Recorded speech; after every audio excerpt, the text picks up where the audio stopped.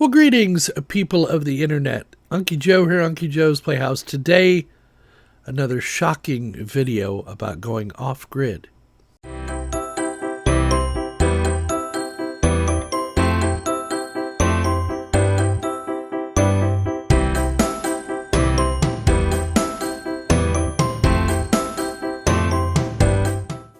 That's right. For those of you that are into such things, another video about my my off-grid adventures.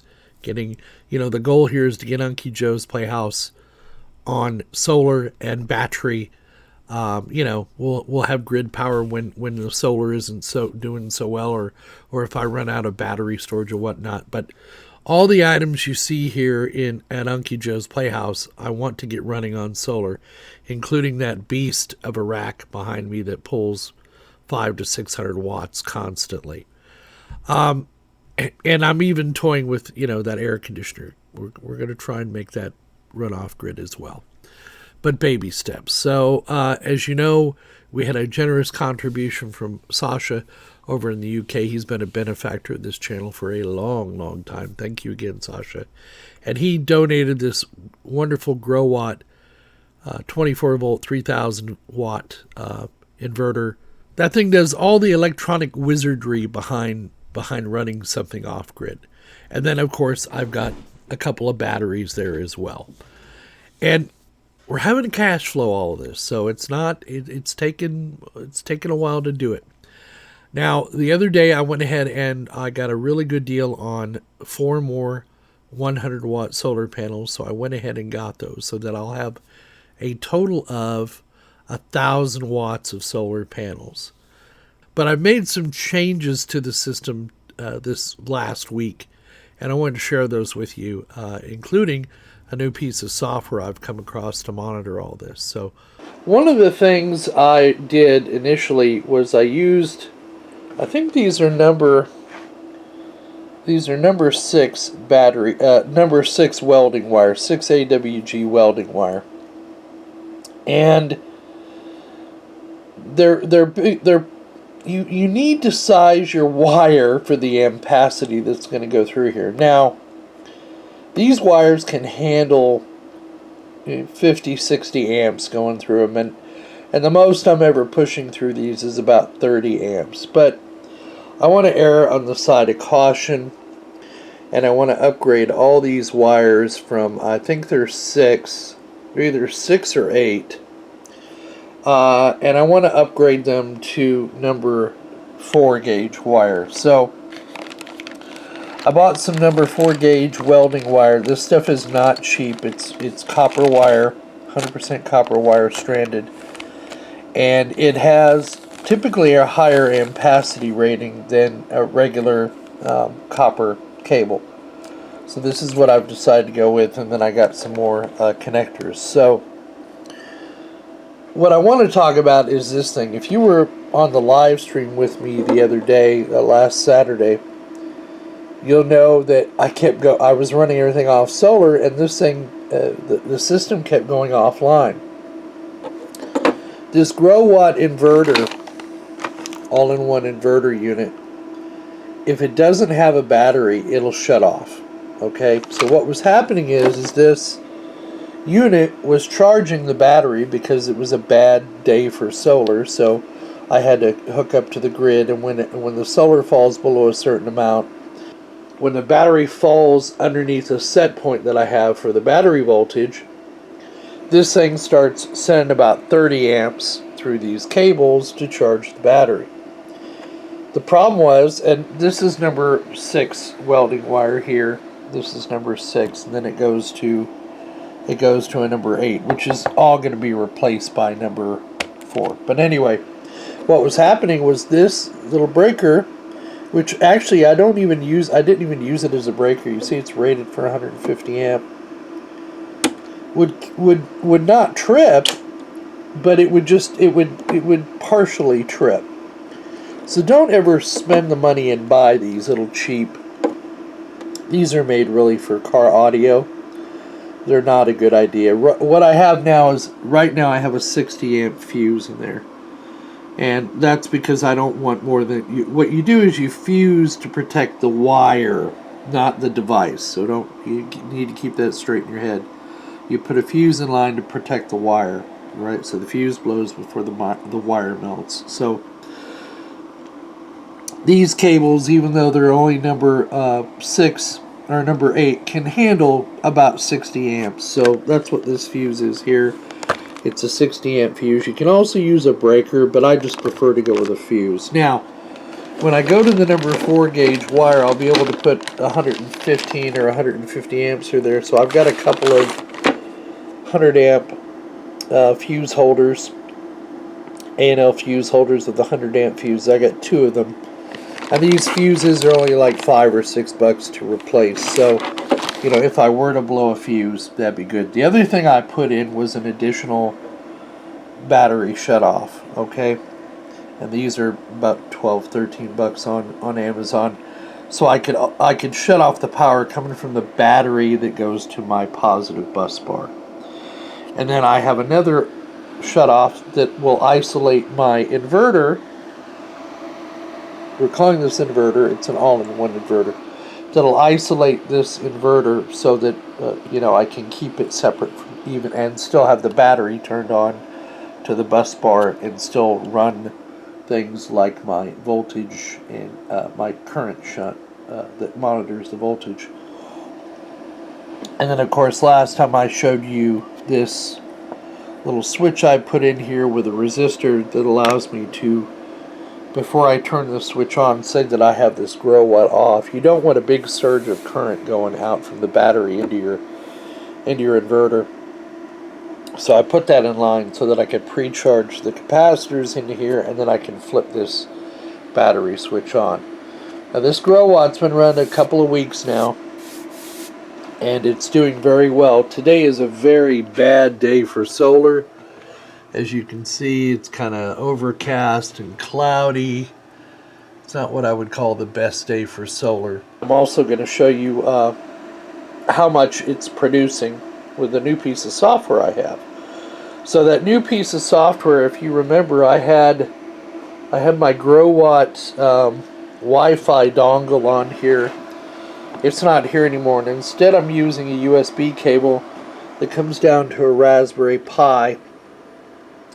And on this Raspberry Pi, I have a piece of software that monitors my inverter and my power and all that, which then powers this rack, and then goes to my UPS here for all my rack equipment. So currently, all of my rack is running on, well, it's running on the grid right now, but when the battery gets fully charged, it'll be running on the battery and on solar. So, and that thing is pulling quite a bit. Right now, I think it's pulling about 750 watts. Remember, the whole goal of this thing was to run my rack off solar and take that burden off of our electric bill. And then if there were a brownout or a blackout or a power failure, I could then use this system, which will be mounted in the server room, by the way. It won't be here permanently.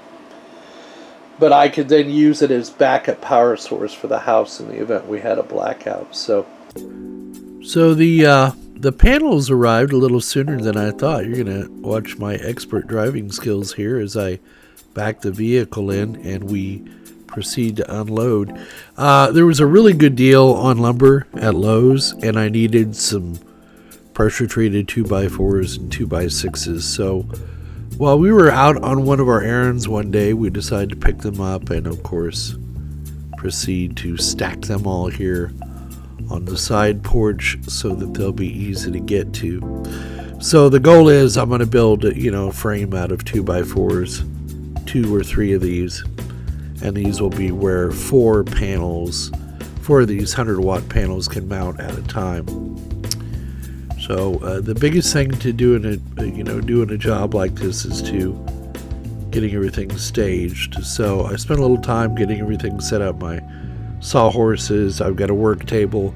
Turns out I need 2 of these work tables to be really efficient. And then I proceeded to start cutting out the 2x4s that were required for the frame.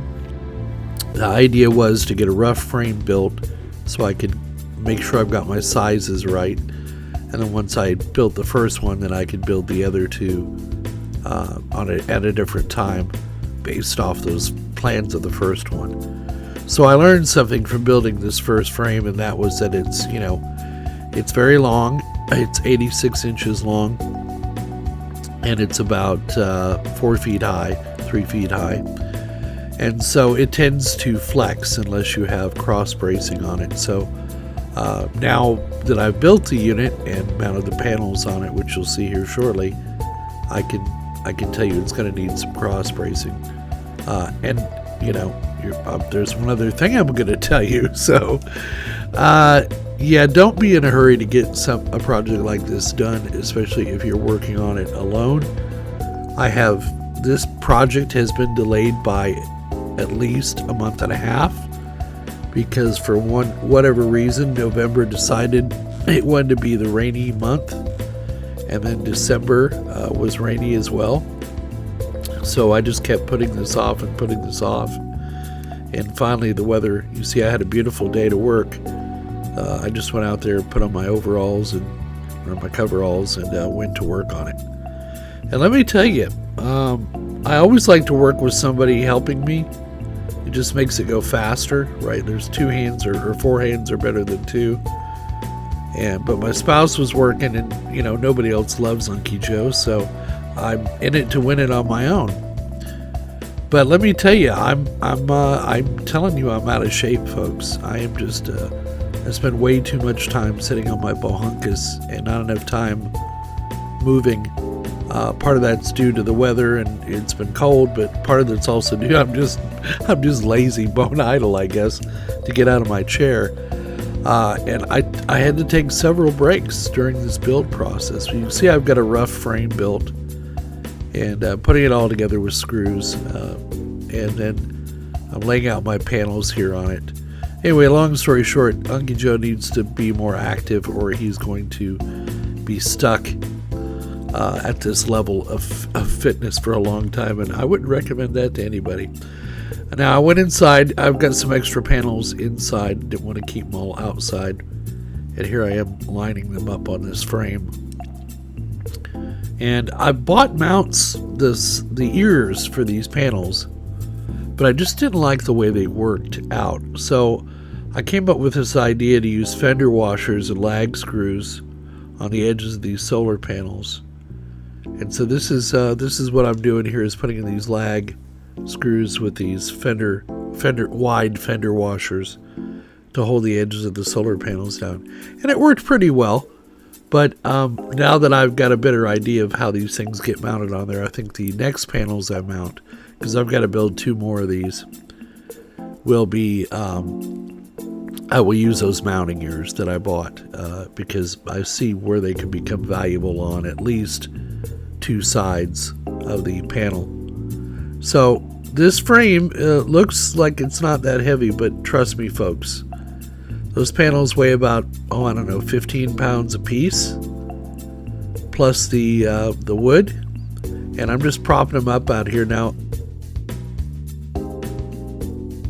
All right, so let's switch over to the left monitor here. And this is the software I went ahead and purchased. It's called Solar Assistant. I'll have links down in the description so you can go find the software.